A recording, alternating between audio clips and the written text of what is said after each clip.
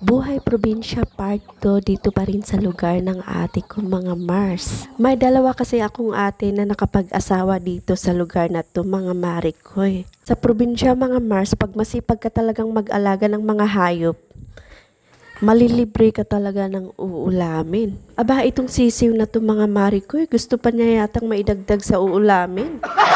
Wag muna dahil maliit pa.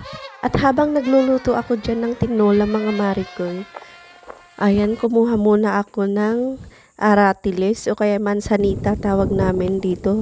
Ang panganay namin na kapatid mga Mars, siya yung may alaga sa mga hayop na to. Sobrang sipag niya kasi at hindi siya mapakali pag wala siyang ginagawa. At itong mga kambing nila, sobrang amo nila.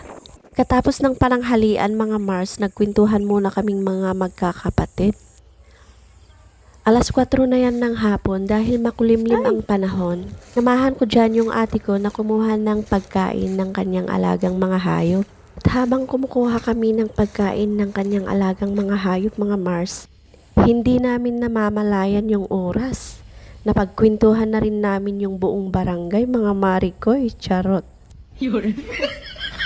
O Mare, alam mo na ha, kung gusto nyong safe yung mga pinagchismisan nyo, sa kapatid nyo na lang kayo makipagchismisan.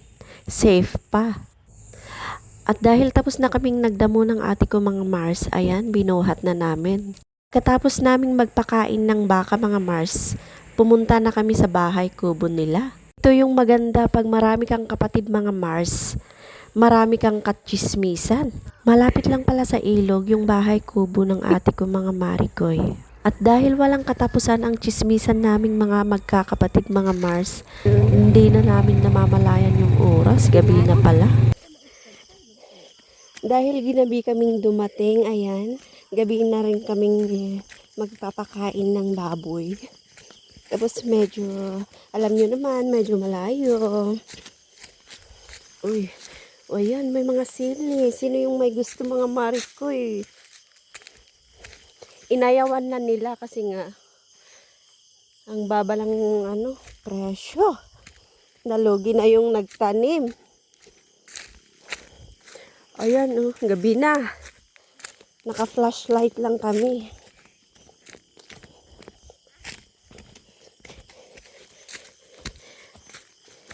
Kasama ko yung ate ko dyan. Pakain kami ng baboy. Uy. Wow, ang bango. Uy.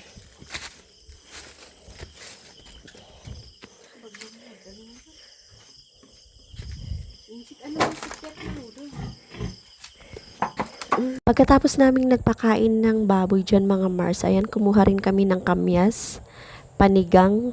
Yun lang naman. Thank you for watching.